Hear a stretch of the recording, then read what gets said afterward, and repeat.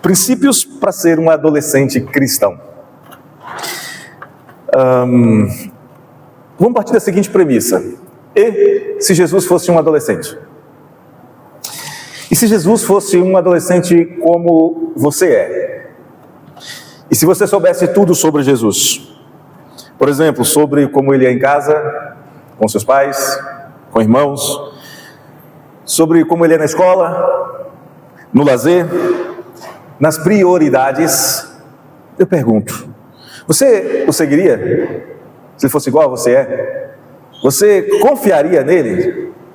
Você o amaria a ponto de entregar a sua vida confiantemente em suas mãos? Se ele fosse como você é? Pois é, a Bíblia diz que Jesus foi adolescente. Nós temos poucas informações sobre este período da vida de Jesus, sobre a adolescência de Jesus. Mas temos, e elas são bem preciosas.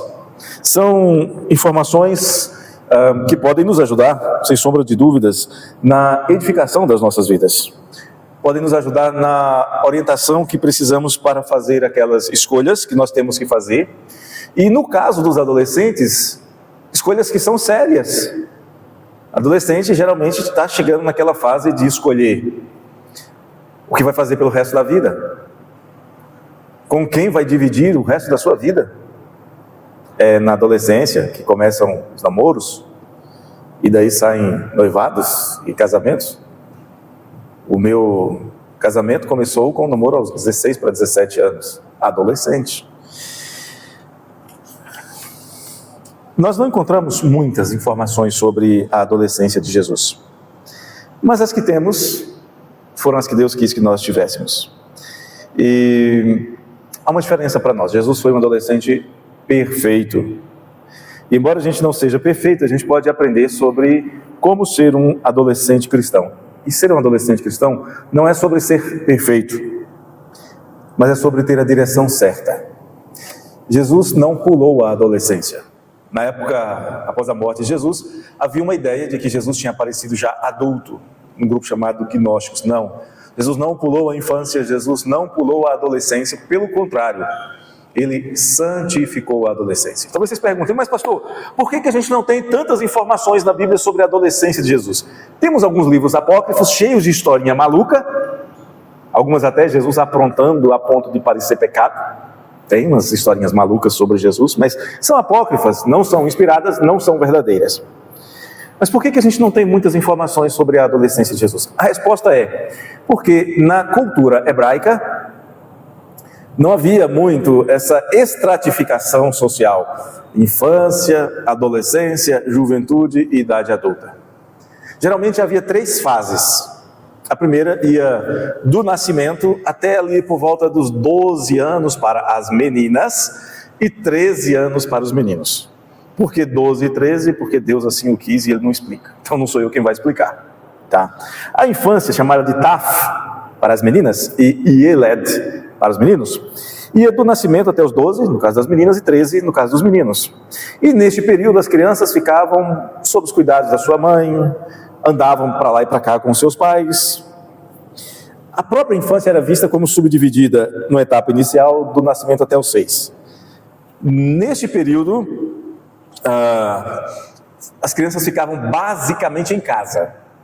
Provavelmente quando Jesus fala para vir uma criança a ele, é dessa criança, nessa idade que ele está falando. Depois dos 7 em diante, com 6 para 7 anos, a criança começava a frequentar a escola bíblica, chamada de Beit Sefer, a casa do livro aqui no caso é a Bíblia. E a sinagoga aprendia a ler e a escrever, e aprendia a ler e a escrever usando a Bíblia, usando a Torá. Eles aprendiam a escrever copiando a Bíblia. E até os 13 anos não havia obrigações perante a lei mosaica. Se uma criança fizesse algo que fosse considerado pecado, para a morte, por exemplo, pela lei mosaica, antes dos 13, isso não era considerado. Ela não era considerada responsável. Ainda não havia chegado à idade da razão. Completou 13 anos, 12 anos meninas, 13 anos meninos. E agora? Começa a juventude, chamada de Bahur. Então vocês jovens, vocês adolescentes, são barulhentos. Devia ser, aqui no louvor nesse instante não fez barulho nenhum. Mas vamos lá. Nesta fase, aos 12, as meninas faziam parte de uma cerimônia chamada Bet Mitzvah. Era uma cerimônia específica de maturidade para as meninas. Eram as filhas do mandamento. Entravam em aliança. Agora, elas já eram responsáveis, as meninas mais cedo, tá? Eram responsáveis perante Deus pelo que fizessem. Os meninos, um ano depois, participavam do Bar Mitzvah. Só muda Bet e Bar, filha e filho. Eram os filhos do mandamento, agora responsáveis perante Deus. E essa fase durava até que idade? Alguém arrisca? Começava aos 13 e até os 30 anos de idade. Uau! E até os 30 anos. Os jovens eram responsáveis por sua conduta perante o Senhor. Eles eram responsáveis por cumprir os mandamentos, por cumprir os jejuns, por participar das festas religiosas. Eram responsáveis pelos seus próprios pecados. Igual se aprontasse, respondia pelos seus pecados. E é por essa razão que, após o Bar Mitzvah, Jesus já tem direito de conversar com os mestres religiosos. Antes ele não tinha. Percebe que quando Jesus chama as crianças, ele chama as crianças numa idade em que elas eram impedidos de falar com a liderança religiosa? Mas Jesus agora tem 13 anos, ele pode se assentar com os doutores. Inclusive, se ele fizesse uma pergunta herética, ele podia responder por isso. As meninas, o que aprendiam nessa época? Cuidar do lar, educar os filhos no temor do Senhor. E os meninos, o que eles aprendiam? Geralmente aprendiam o ofício do seu pai. E enquanto isso iam se desenvolvendo fisicamente. Era muito comum as crianças, jovens, agora os barrur, era muito comum casarem-se ali por volta dos 18 anos, os meninos, as meninas 15, 16. Era muito comum. E nessa época não existia algo que adolescente gosta muito: ócio. Não existia o dia inteiro sem fazer nada. Não tinha esse negócio. Não tinha que ficar na cama com o celular na mão, não tinha que ficar no computador o dia inteiro, não tinha que ficar no sofá assistindo televisão. Não tinha isso. Não tinha. Ou estava trabalhando duro junto com o pai, ou estava estudando as escrituras lá na Bet Sefer, ou na sinagoga. Mas não tinha. E qual dia de folga desses jovens adolescentes? Qual o dia de folga? O dia do culto ao Senhor, o dia do domingo. Tinha as obrigações de culto e era um dia que não tinha trabalho. Nada. Nem acender um fogo para fritar um ovo. Não tinha. Era um dia de descanso absoluto. Passou essa fase, vem a maturidade, chamada de Zaken. O homem era considerado plenamente maduro. As mulheres já haviam se casado, já tinham seus filhos. Caso não tivessem se casado, elas permaneciam sob a guarda do seu pai, né? E se o pai morresse, o filho mais velho tinha a obrigação de cuidar das suas irmãs que não haviam se casado. E por que eles tinham essa obrigação? Porque o filho mais velho, geralmente, ele herdava uma porção maior quando o pai morria. As filhas não herdavam. O filho herdava. A mulher que casou, a menina casou, o pai morreu, ela não herdava nada. Ah, mas está dentro de casa, não casou também, não herdava. Quem herdava era o irmão mais velho, que tinha a obrigação de cuidar, de sustentar as suas irmãs, enquanto elas fossem vivas ou enquanto ele... E se ele morresse? O seu filho mais velho assumia essa função. Era uma sociedade patriarcal. Ok? Nessa época, os homens já eram aptos para assumir cargos públicos ou liderança religiosa. Menos funções hereditárias. Como assim, pastor? Um rei faleceu, deixou um filho de 10 anos. Ele era rei. Ele podia assumir o trono. Se ia fazer um bom governo ou não, era outra história. Mas era função hereditária, era de herança, aí não tinha jeito. Mas, para assumir funções sociais, funções cívicas ou funções religiosas, que não as hereditárias, ele precisava ter 30 anos. Isso explica por que João Batista inicia o seu ministério aos 30 anos. Isso explica por que Jesus também inicia o seu ministério aos 30 anos. Certo? Essa é a explicação. E a Bíblia fala o que sobre a Barur de Jesus? Pouco, mas fala. Abra sua Bíblia em Lucas 2, 41 a 52. Lembra, era uma época que não tinha estatuto de adolescente, tá? Jesus já trabalhava integralmente, né? Jesus já ajudava no sustento da sua casa, Jesus já era visto como um homem responsável. Com 13 anos ele já tinha que ser visto como um homem responsável. Lucas 2, 41 a 52. A palavra diz assim: Ora, anualmente iam seus pais a Jerusalém para a festa da Páscoa. Quando ele atingiu os 12 anos, subiram a Jerusalém segundo o costume das festas. Terminados os dias da festa, ao regressarem, permaneceu o menino Jesus em Jerusalém sem que seus pais o soubessem. Pensando, porém, estar ele entre os companheiros de viagem, foram caminho de um dia. E então passaram a procurá-lo entre os parentes e os conhecidos. E não tendo encontrado, voltaram a Jerusalém à sua procura. 3 dias depois o acharam no templo, assentado no meio dos doutores, ouvindo-os e interrogando-os. E todos os que o ouviam, muitos se admiravam da sua inteligência e das suas respostas. Logo que seus pais o viram, ficaram maravilhados, e a sua mãe lhe disse: Filho, por que fizeste isso conosco? Teu pai e eu, aflitos, estávamos à sua procura. Ele lhes respondeu: Por que me procuráveis? Não sabíeis que me cumpria estar na casa de meu pai? Não compreenderam, porém, as palavras que ele lhes dissera, e desceu com eles para Nazaré, e era-lhes submisso. Sua mãe, porém, guardava todas estas coisas no coração, e crescia Jesus em sabedoria, estatura e graça diante de Deus e diante dos homens. Vamos orar? Pai querido, muito obrigado, Senhor. Obrigado porque, por seu amor e graça, nós temos a tua palavra. Obrigado porque, por seu amor e graça, nós podemos nos reunir neste lugar confortavelmente e aqui estudarmos sobre o seu Filho Jesus, o nosso Senhor Jesus, o nosso Salvador Jesus. Queremos aprender na sua palavra, Senhor, princípios que possamos aplicar às nossas vidas em qualquer idade, especialmente na adolescência. Abençoe-nos, Deus, com o ensino, abençoe-nos, Deus, com a instrução da tua palavra, aplica essa instrução ao nosso coração pelo teu Espírito. É o nosso pedido em nome de Jesus. Amém. Ok, vamos falar sobre adolescente segundo o modelo de Jesus. Jesus viveu a sua adolescência de maneira perfeita. Ele era conhecido, por exemplo, como o filho do carpinteiro. E por que ele era conhecido como o filho do carpinteiro? Porque esta era a profissão de seu pai. Era conhecido como homem de trabalhos, ou seja, um jovem esforçado. Jesus foi o que todo adolescente deveria ser. Jesus foi o primeiro adolescente perfeito. Aliás, foi o único adolescente perfeito em toda a humanidade. Por quê? Antes de Jesus teve alguém perfeito? Teve. Por um pouco de tempo, mas teve. Adão e Eva. Eles foram adolescentes? Não. Então o único que experimentou uma adolescência perfeita foi Jesus. Todos os filhos de Adão, antes e depois de Jesus, foram pecadores. E como pecadores, tiveram momentos em que todos os adolescentes, tá? Tiveram momentos em que foram rebeldes, nem que seja aquela de sair, obedecer, batendo o pé, é rebelião lá dentro do coração, mas é rebelião. Rebeldes, acomodados, já estou indo.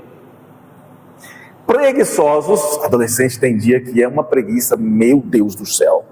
Desobedientes, respondões, desinteressados nos estudos e até desinteressados das coisas de Deus. Aquela vontade de não ir para a igreja hoje. Coisa de adolescente, que Jesus não experimentou. Como resolver? Segundo a Bíblia, ensinando as Escrituras.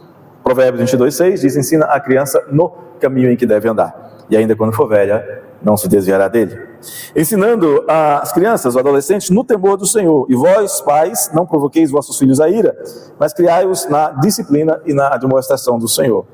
E às vezes, eu sei que vocês não gostam dessa parte, e deixa eu falar uma coisa para vocês. Normalmente os pais também não gostam, mas às vezes é necessário disciplina justa.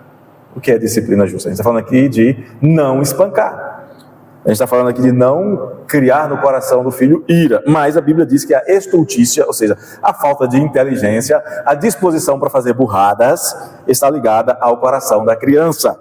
Mas a vara da disciplina a afastará da estultícia. Mas, ainda assim, a tendência do nosso coração, adolescente, jovem, adulto, não é corrigida 100% com essas coisas, mas o mecanismo de Deus para nós é utilizar destas ferramentas. Então, Veja, quando os adolescentes de 12 para 13 anos pecavam, eram responsáveis. Jovens, até os 30, eram responsáveis. Adultos eram responsáveis. O que está sendo dito? Todos os pecados, tanto os da juventude quanto os da idade adulta, esta rebelião, acomodação, preguiça, desobediência, ser respondão, desinteressado, tudo isso se resolve pela graça de Deus. E essa graça, com certeza, só chega a nós porque Cristo teve uma obediência perfeita. Porque se Cristo não tivesse tido uma obediência perfeita, veja, todo mundo sabia quem era Jesus, o filho do carpinteiro lá de Nazaré.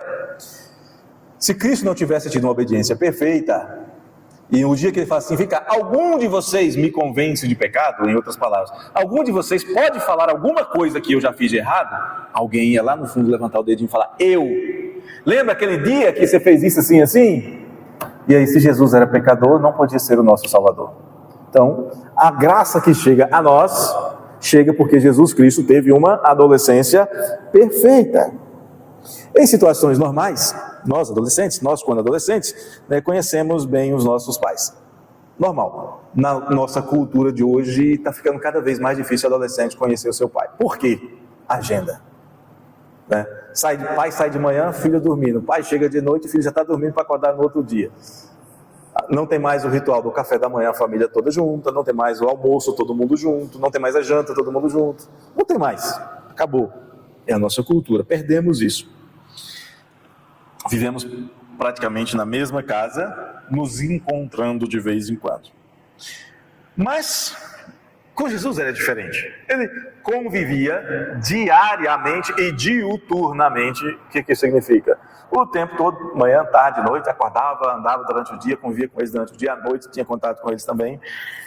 Convivia com os seus pais. Em um determinado dia, Jesus está na idade da transição, 12 para 13 anos, era a idade do Bar Mitzvah. Jesus já tinha, provavelmente, o pai de Jesus já tinha conduzido Jesus à cerimônia do Bar Mitzvah, conduziu Jesus ao templo para ele oferecer o seu primeiro sacrifício como adulto. Eles foram para Jerusalém, Terminou a festa, é hora de voltar para casa. Não tinha um Fusquinha, não tinha um Fiat 147, não tinha um Fiat Uno, não tinha um Jeep para colocar todo mundo dentro.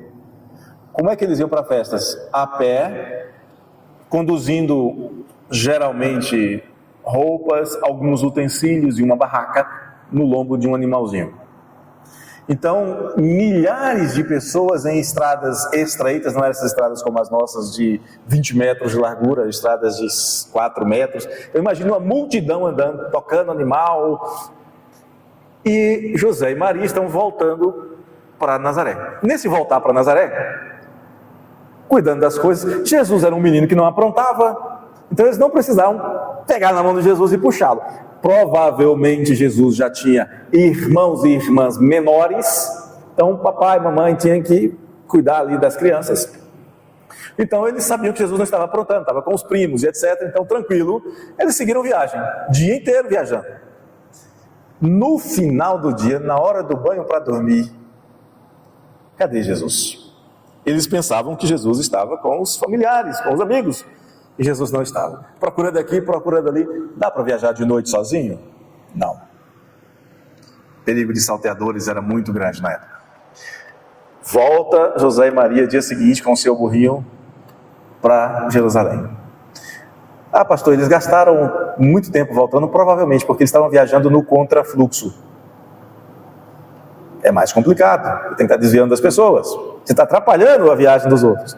E de vez em quando, certamente, eles paravam para perguntar: ei, vocês viram Jesus? Está com a roupa assim, assim, um menino de 12 anos e tal, viram ele por aí? Não, não vi. Pergunta para fulano. Aí ia lá e perguntava. Fizeram uma viagem de volta para Jerusalém. No dia seguinte, passaram o dia procurando Jesus em Jerusalém. Terceiro dia vão encontrar Jesus. Lá no templo. Somente ao terceiro dia. Diz o texto, verso 48, 3 dias depois o acharam no templo. O que Jesus comeu, o que ele bebeu, onde ele dormiu? Não sei. A Bíblia não fala, nós não temos essa informação. Mas vão encontrar Jesus sendo tratado pelos doutores como um adulto, conversando com eles, perguntando, respondendo. Tem gente lá no portão. perguntando, respondendo, conversando tranquilamente. Ele ouvia os doutores, ele interrogava os doutores, ele questionava as respostas dos doutores, ele provavelmente respondia perguntas dos mestres. Enfim, Jesus está num debate teológico aos 13 anos com os doutores da lei. E o texto diz que as pessoas ficavam maravilhadas já aos 13 anos. Não surpreende que mais tarde, quando Jesus ensinava, as pessoas também continuassem maravilhadas dos seus ensinos. Aqui, ficavam maravilhadas das suas perguntas e respostas. Acontece nas melhores igrejas. Seguindo, logo que seus pais o viram, ficaram maravilhados. E sua mãe lhe disse: filho, por que você fez isso? Você nunca aprontou. Você nunca nos desobedeceu. E agora você nos abandona, você nos deixa viajar sozinhos, sem nos avisar, sem falar nada? Por que você fez isso? Aí Jesus responde para eles. Veja, José e Maria sabiam intelectualmente que Jesus já havia amadurecido. Sabiam que Jesus já era responsável, e como responsável, ele não precisava mais da autorização dos seus pais para fazer nada. Ele já era responsável. Mas no coração de Maria, como no coração de toda mãe, o filho chega a ter 2 metros de altura, 100 quilos, musculoso, barbudo, e continua sendo o filhinho da mamãe, o bebezinho do papai. Isso não muda no coração. Então Maria vai tratar Jesus como o que ela é, uma mãe preocupada com seu filho. Ele pergunta: filho, por que vocês fizeram isso? Por que você fez isso com a gente? Você nos deixou aflitos. E a gente está há 3 dias te procurando. Aí Jesus vai responder de uma maneira muito polida que ele não era mais uma criança, que agora ele era um bar mitzvah, que agora ele era um filho dos mandamentos, que agora ele era alguém que era responsável tanto religiosamente quanto civilmente perante toda a lei mosaica. Ele, na sua resposta, falava: vocês não sabiam que me competia estar na casa do meu pai? Ou tratando dos negócios de meu pai? Não é uma resposta grosseira, não é uma resposta deseducada, não é uma resposta desrespeitosa. É uma resposta correta, teologicamente, socialmente. Mais tarde, de novo, Jesus vai dar uma resposta que para nós parece meio ríspida para Maria, quando Maria chega e diz: olha, eles não têm mais vinho lá nas bodas de Caná da Galileia. Aí Jesus diz assim: mulher, não é chegada a minha hora. O tratamento lá de mulher não é um tratamento desrespeitoso na cultura da época. Ele, como adulto, já com mais de 30 anos, não poderia tratá-la de mamãe. Então ele tratava como era comum ser tratado. E não há muita diferença em chamar de mãe ou de mamãe, senhora ou mulher. Então é como se dissesse: a senhora não sabe que ainda não chegou a minha hora? Normal, sem desrespeito. O fato é que Jesus não veio para ser apenas o primogênito de Maria. Ele veio para, e ele era, o Filho de Deus. Ele veio para cuidar dos negócios de seu pai. Por isso ele responde no verso 49: por que vocês estão me procurando? Vocês não sabiam que me cumpria estar na casa de meu pai? O que Jesus está dizendo é: eu estou tratando dos negócios do meu pai. Terminada a festa, eu ia voltar para Nazaré tranquilamente, eu sei o caminho. Mas aí, depois desse pequeno fato, Jesus volta com eles. Por que Jesus estava no templo? E aqui nós temos um princípio importante para nós, para você, adolescente. Porque Jesus conhecia a sua identidade. Para você ser um adolescente cristão, você precisa conhecer qual é a sua identidade.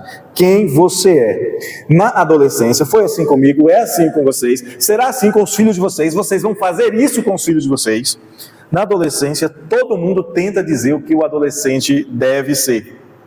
O que o adolescente deve ser. Todos dizem. Todos são muito bem intencionados.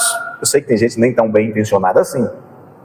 Mas todos querem dizer qual é a melhor profissão para você. Você tem que ser economista, você tem que ser advogado, você tem que ser... Não. Você tem que ser aquilo que você se sente vocacionado para ser, aquilo que Deus te chamou para ser. Mas na adolescência vai ter gente tentando dizer qual é a sua profissão. Veja, não estou falando de indecência, mas vão tentar dizer que tipo de roupa você deve usar. Pastor, eu quero usar uma saia que tenha 10 centímetros de comprimento. Não, isso é indecência. Mas se você vai usar saia ou bermuda, a camisa social, polo ou camiseta, aí não.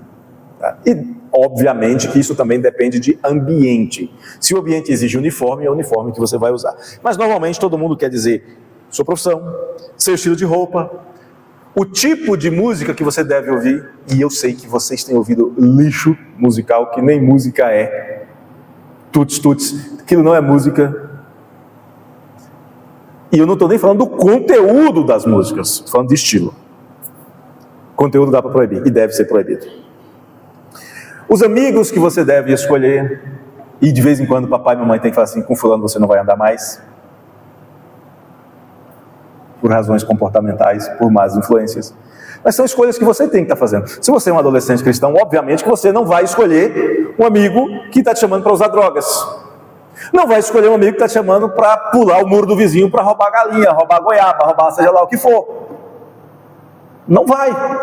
Não vai escolher como amigo uma pessoa que vai estar te convidando para estar assistindo coisas que são inconvenientes, que não edificam a sua vida. Um colega que diz que você deve desobedecer os seus pais, mentir para dizer que está indo para um lugar e para outro. Não vai. Você, como adolescente cristão, você vai fazer as escolhas certas. Vai fazer a escolha certa em relação à profissão. Você não vai escolher ser um ladrão. Você não vai escolher ser um falsificador de documentos. Seu estilo de roupa, você vai usar roupas decentes e adequadas de acordo com o ambiente que você for.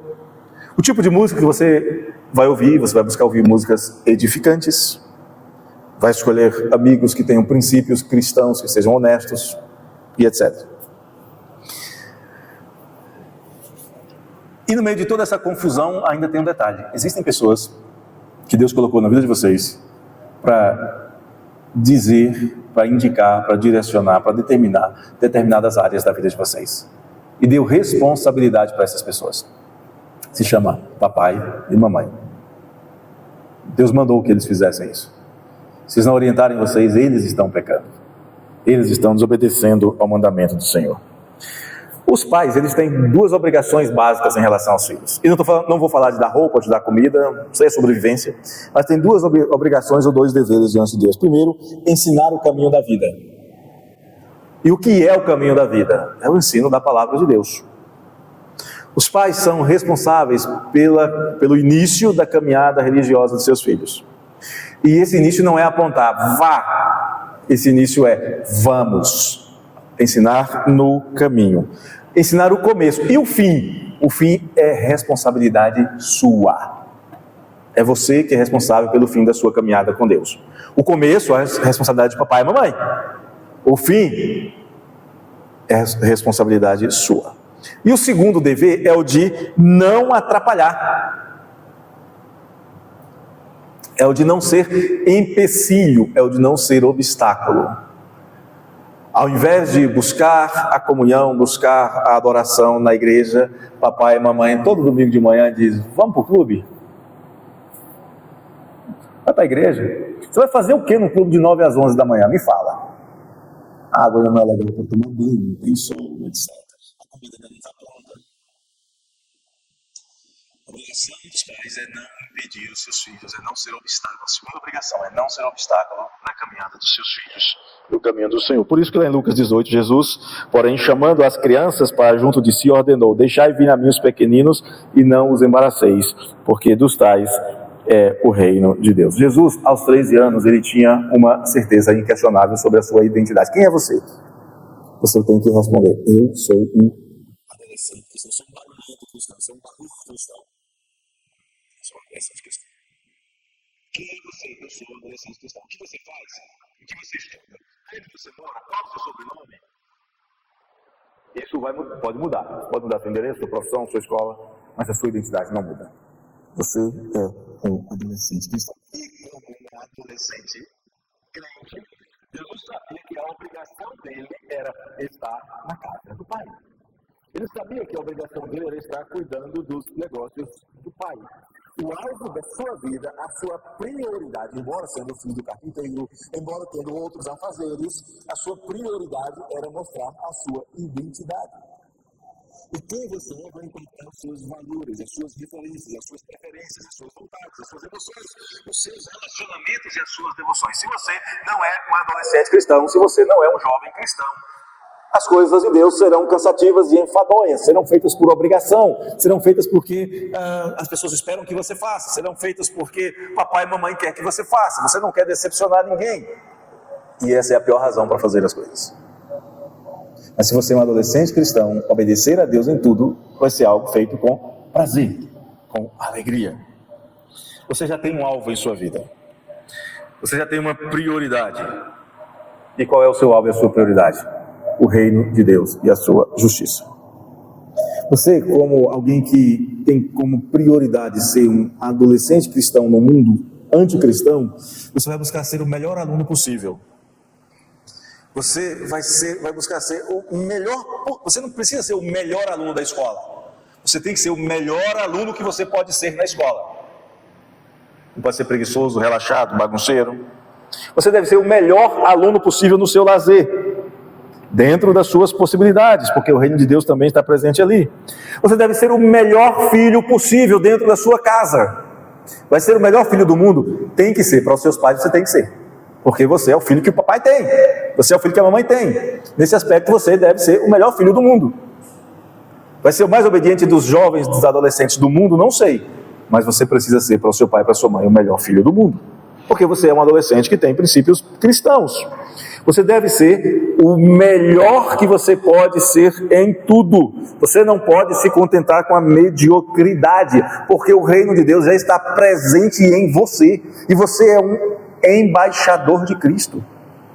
Onde você chega, você tem que chegar, e as pessoas precisam perceber que chegou o sal, que chegou a luz, mesmo que não goste, mesmo que diga, ih, lá vem o crente, que bom que lá vem o crente. É muito melhor do que olhar para você e dizer, ei, lá vem o bagunceiro, lá vem o mala. É melhor que olhem para você, mesmo que desprezem você, dizendo, ih, lá vem o crente.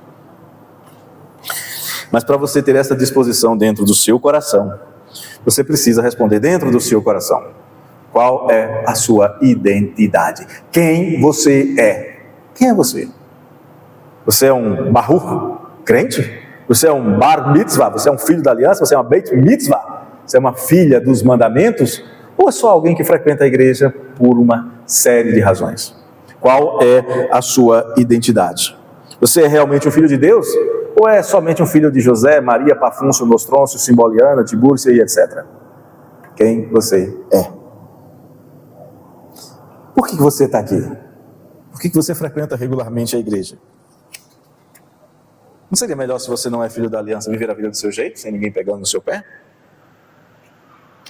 Os seus valores não podem ser os valores que prevalecem no mundo.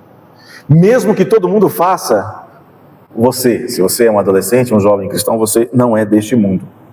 Os seus valores não são os valores deste mundo, são os negócios do seu pai.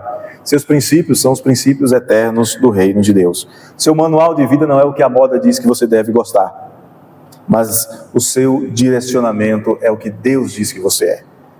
Quem orienta a sua vida não devem ser os tiktokers, nem youtubers, nem colegas de escola, de clube ou de qualquer outro lugar. O direcionamento da sua vida tem que vir da verdade revelada de Deus aplicada ao seu coração pelo Espírito Santo. Então a primeira questão que a gente levanta nessa noite é quem você é. Isso vai definir todo o restante da sua existência. É mais importante do que o que você vai ser como profissional. Mais importante de onde você vai morar. Porque quem você é define a sua eternidade. Quem você é. A segunda questão que nós vemos aqui em relação a Jesus, primeiro, ele tinha consciência da sua identidade. Pai, mãe, vocês não sabiam que eu tinha que estar aqui na casa do meu pai? Segunda questão é que normalmente na cultura que nós vivemos há um incentivo a um negócio chamado autonomia. Vocês sabem o que significa a palavra autonomia na sua origem? Auto e nomos. Você sabe o que significa? Auto você sabe, né? Auto é a si mesmo. Um autônomo, ou um autômato, é aquele que se move por si, não precisa estar ninguém mexendo nas cordinhas. Um automóvel é aquele que não precisa ser puxado por animais. Ele tem um bocado de cavalo lá dentro, né? 60, 80, 120, etc. HP. Então, auto significa aquele que se move por si mesmo. E nomos, sabe o que significa? Regra, lei. Então, na nossa cultura existe uma pressão para você ser autônomo, você ditar as suas próprias regras. Você é o senhor do seu nariz e você decide para que lado ele vai apontar, em que direção você vai caminhar. É a nossa cultura.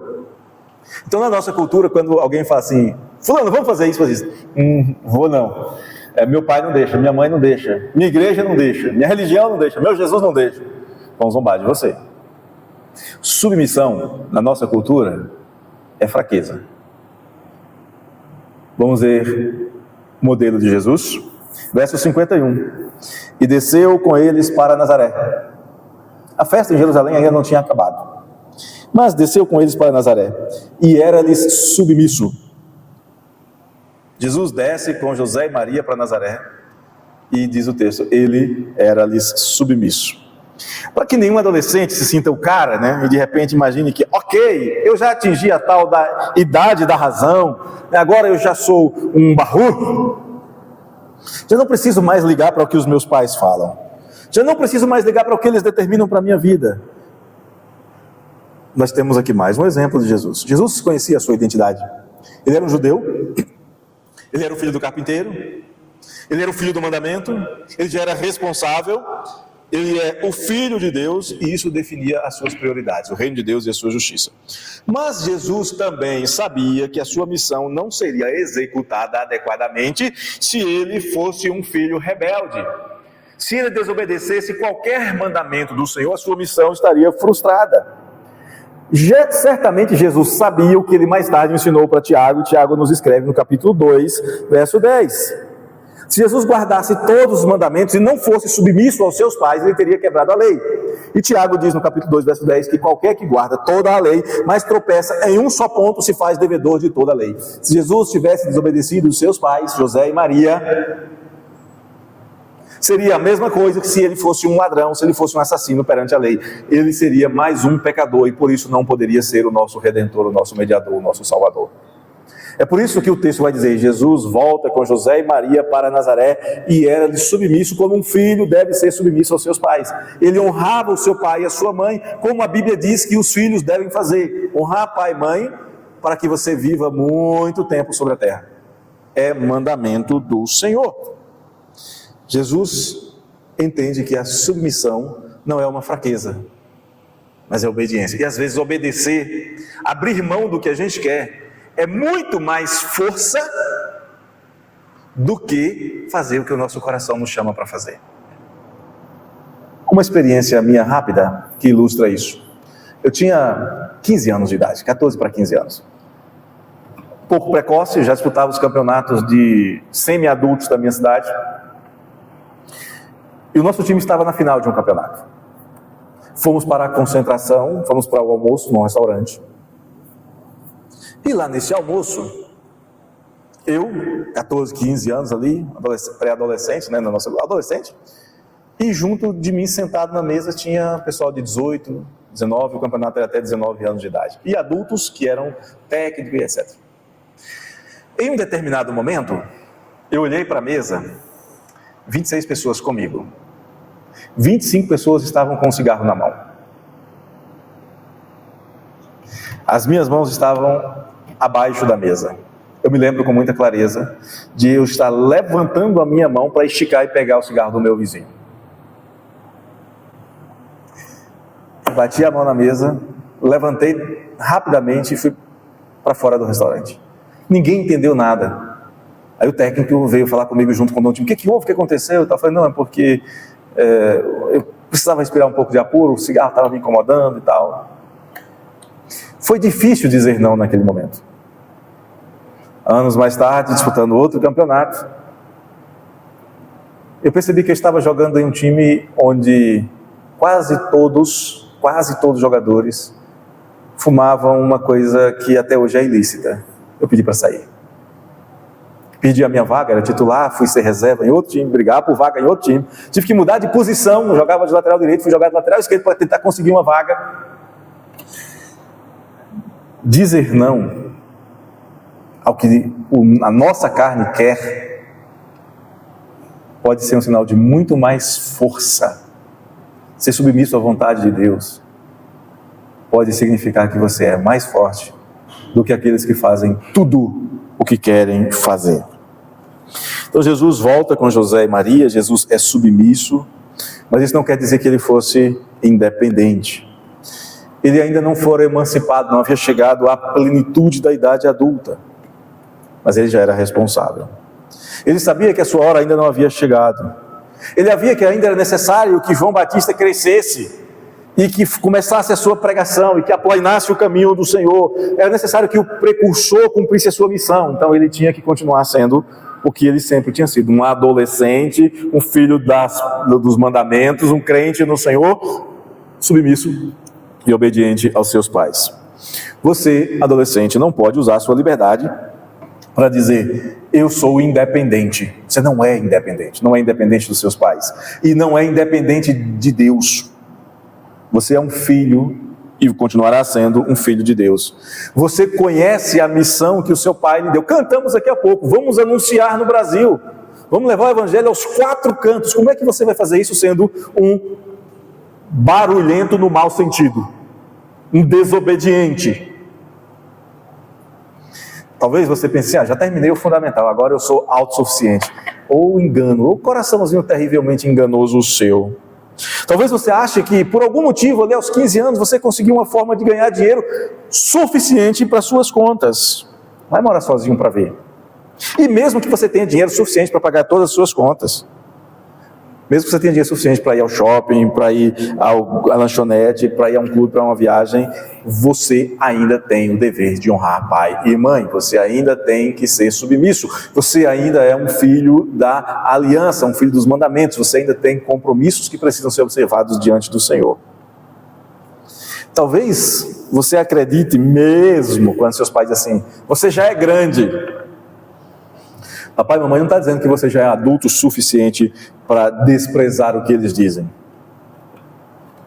Não é isso que ele está dizendo. O que ele está dizendo é: você já sabe como era dos 13 aos 30. Você já sabe que você é uma pessoa responsável. Você já tem condições de ser responsável com seus deveres. Você não se tornou autônomo, você não se tornou autossuficiente, você se tornou responsável. É isso que papai e mamãe está dizendo quando fala assim: você já é grande. É que você é responsável. Mas quando ele fala assim, que você não é grande, ele está dizendo assim: você ainda tem o dever da obediência. Siga o exemplo de Jesus. Mesmo depois do Bar Mitzvah, ele que é o Criador do universo, continuou sendo submisso a seus pais. Pense nisso, Jesus era o Criador do universo. Ele sabia mais do que Maria e José juntos, ele tinha mais conhecimento do que os seus pais. Mesmo assim, ele escolheu obedecer. Na visão bíblica, entendemos que toda autoridade que Deus constituiu, pais, professores, todas elas são para o nosso bem. E eu sei, gente, que obedecer nem sempre é gostoso. Especialmente quando nós achamos que papai e mamãe não têm razão. Nós achamos. Às vezes, obedecer quando eles têm razão também não é legal, porque significa renunciar às nossas próprias vontades para atender às vontades de outra pessoa. Imagina, Mariana, você tranquila na sua cama lá, né, curtindo um sonzinho e tal, de repente a mamãe fala: Mari, vai lavar o banheiro. Oh, delícia. Oh, mãe, estava esperando a senhora mandar eu fazer uma coisa desse tipo, estava aqui me sentindo ociosa. Que bom que a senhora me chamou. É assim, Mari? Como é que o coraçãozinho sente, de verdade? E lá vem ela de novo me tirar aqui do meu sossego. Mais ou menos isso. Ela não me contou nada não, tá? Não sei como é que é a casa dela não. Mas enfim. Desafio para você é ser submisso. Porque isso não te diminui. Deus faz uma promessa: se você é submisso, se você honra os seus pais, se você honra as autoridades, isso resultará em bênção para você. Olha o que a Bíblia diz: os magistrados, as autoridades, não são para temor quando se faz o bem, sim quando se faz o mal. Você quer não ter medo da autoridade? Faz o bem, você terá o louvor da autoridade, porque ela é ministro de Deus para o teu bem. Então, primeiro, conheça a sua identidade. Quem é você? Sou um filho de Deus. Segundo, o seu papel. Ser submisso não te diminui. Pelo contrário, Deus promete derramar bênçãos sobre você. Terceiro, cresça no que realmente importa.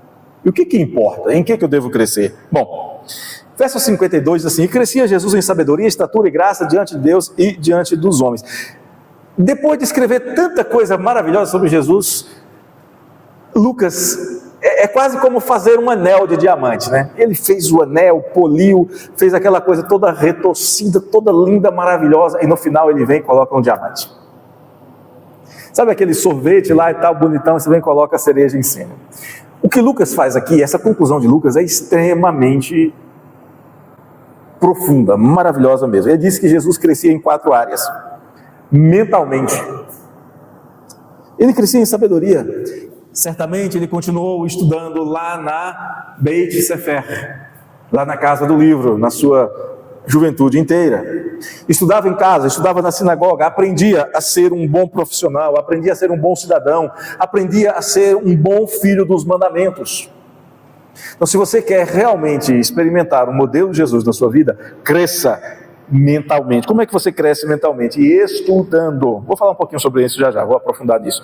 Fisicamente, você vai crescer fisicamente o tanto que Deus quer que você cresça, mas você pode crescer bem ou crescer mal. Como assim crescer bem ou crescer mal? Você pode crescer cuidando do seu corpo ou não. Você pode ter o seu desenvolvimento tendo um corpo saudável ou expondo o seu corpo a riscos.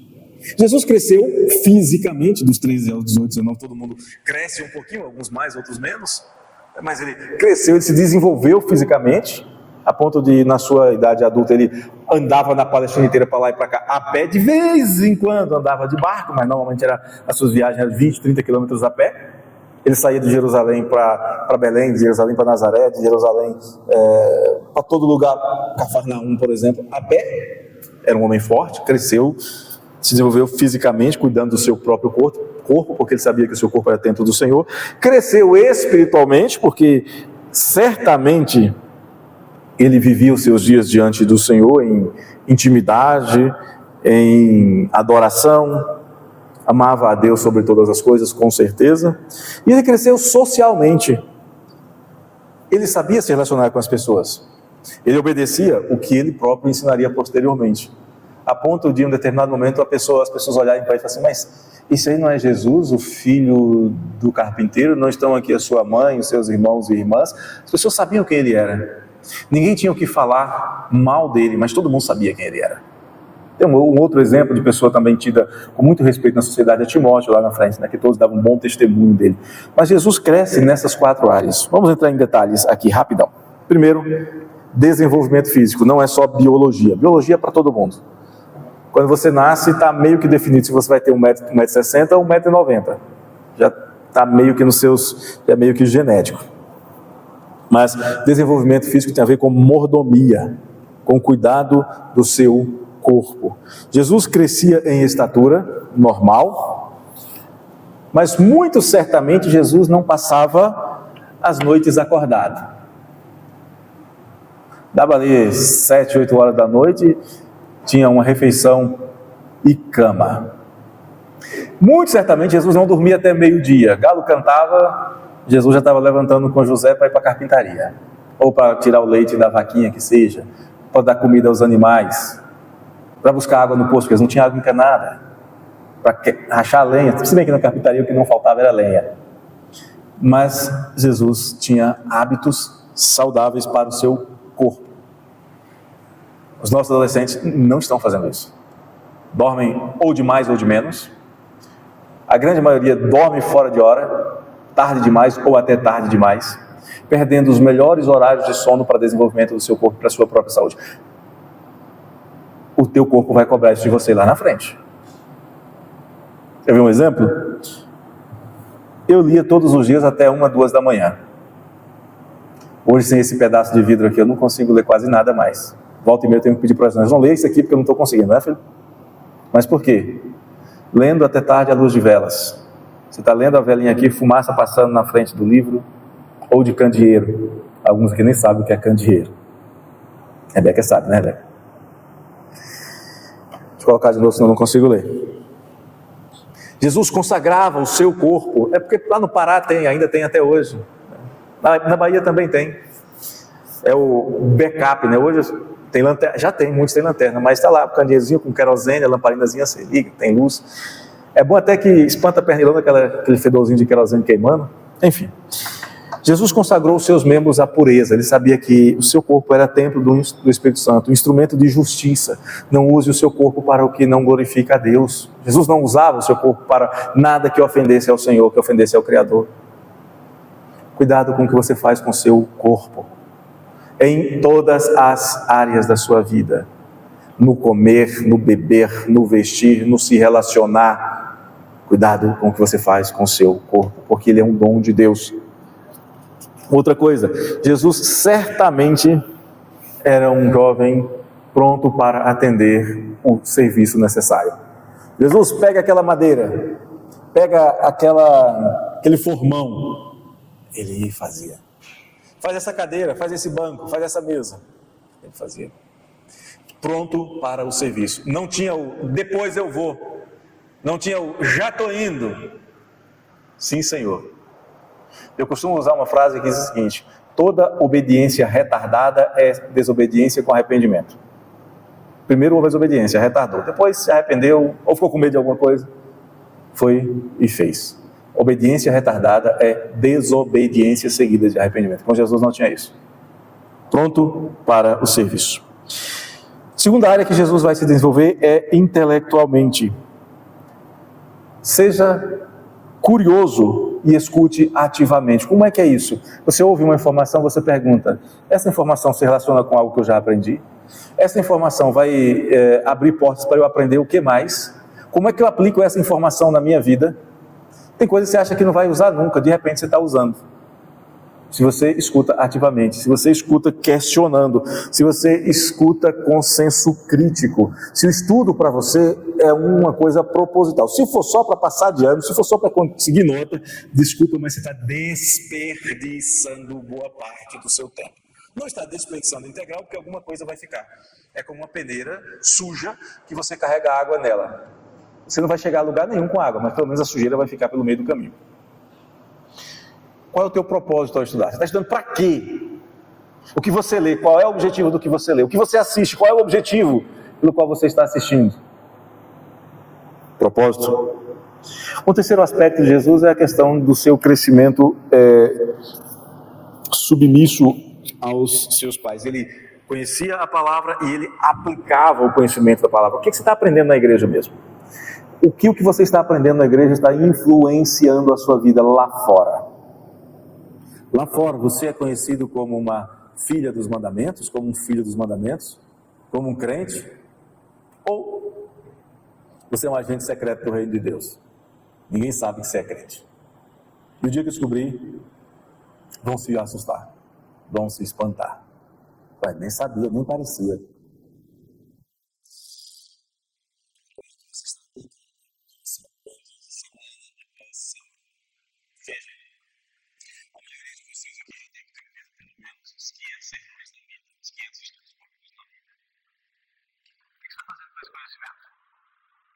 Porque se você assiste um vídeo no YouTube, logo depois você já está querendo dar opinião como se fosse especialista. Não é assim? Ouviu ali, assistiu um negocinho ali, você já quer ser especialista no trem. Mas e 500 sermões, e 500 estudos bíblicos? Você já devia ser especialista no mandamento do Senhor.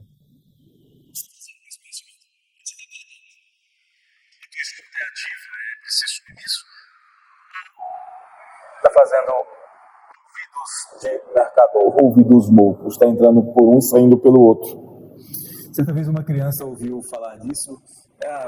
Você escuta as coisas e por um ouvido sai pelo outro. E a criança começou a ir para a igreja e fazia assim. Aí, o que acontece? Você está com um problema no ouvido? Não, aqui é para entrar e ficar. É para não sair. Eu quero que a coisa entre e fique lá dentro. Será que você vai ter que usar um tampão no ouvido para ver se as coisas ficam dentro do seu ouvido? Se fica dentro da sua mente, se chega ao seu coração. E o quarto aspecto que Jesus crescia era no seu trato social. Eu não consigo imaginar Jesus vendo uma pessoa idosa carregando uma coisa pesada e não se prontificando a ajudar. Não consigo imaginar. Eu não consigo imaginar uma autoridade falando para fazer alguma coisa e Jesus reunindo os amigos para criticar. Não consigo imaginar. Você consegue?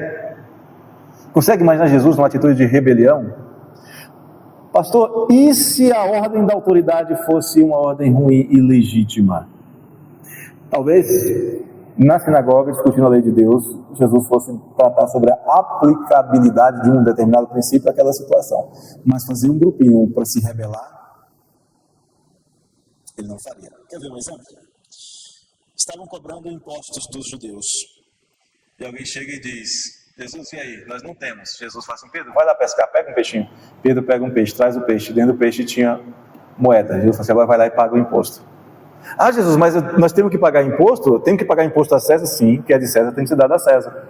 O que é de Deus, você tem que dar para Deus. Jesus foi acusado de tentar fazer esse rei dos judeus. Ele era, por direito de herança, ele era da raiz de Davi. Ele era rei por direito de criação. E mesmo assim ele fez da cruz o seu trono em obediência perfeita para salvar você. Certamente Jesus, diz o texto aqui, ele crescia em graça diante de Deus e diante dos homens. Ele se desenvolvia espiritualmente e continuamente. Jesus tinha profundo interesse pelas Escrituras. E eu pergunto, quando foi a última vez que você parou em sua casa para gastar meia hora lendo e meditando nas Escrituras?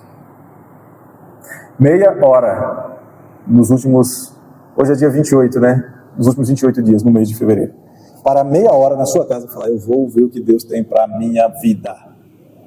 Quando foi a última vez que você fez isso?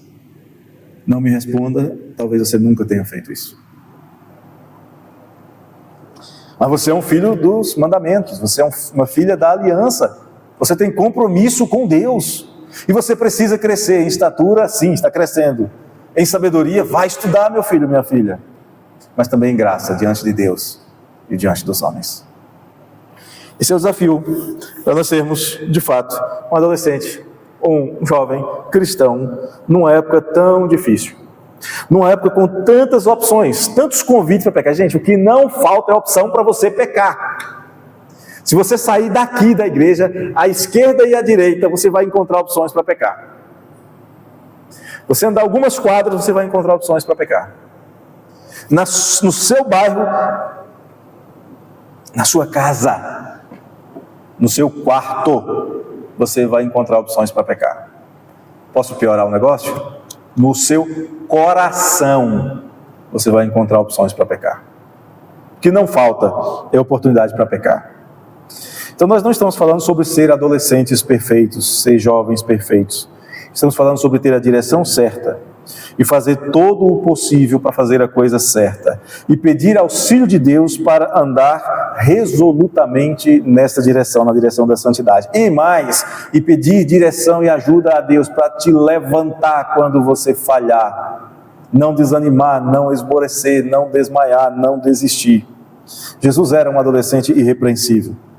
Em todas as situações da sua vida, o mestre é o modelo supremo a ser seguido. Como Jesus, nós precisamos ter consciência de quem nós somos, da nossa identidade. Qual é a nossa identidade diante do mundo e diante de Deus? Com Jesus, nós precisamos aprender a sermos submissos às autoridades que Ele coloca sobre a nossa vida, mas principalmente à sua autoridade sobre nós. Com Jesus, nós somos desafiados a crescer. Talvez você não cresça mais em estatura. Talvez não aumente mais 1 centímetro na sua altura. Talvez a partir de agora você cresça só para frente e para os lados. Talvez. Mas em sabedoria, nunca é tarde para você aprender algo novo. Conheço pessoas que aos 60 anos foram para a faculdade. Em graça, no seu trato com as pessoas, que tal você ser um reflexo do modelo de Jesus na vida das pessoas que Deus coloca perto de você, em graça diante dos homens, mas principalmente diante de Deus. Esse é o desafio para nós adolescentes neste ano de 2026 e daqui para frente. Eu sei que talvez tenhamos que volta e meia parar, recalibrar e recomeçar. Mas é assim mesmo. O único que não precisou fazer isso foi Jesus. E Ele conhece as nossas fraquezas. E Ele intercede por nós. E para que a gente não se sentisse sozinho, Ele mandou o Seu Espírito para nos sustentar em toda e qualquer situação. Que Deus te abençoe. Que você saiba de fato quem você é. Que você deixe o seu coração ser guiado pelo Senhor em plena submissão. E que você cresça. Alguns ainda em estatura, mas principalmente em sabedoria e graça.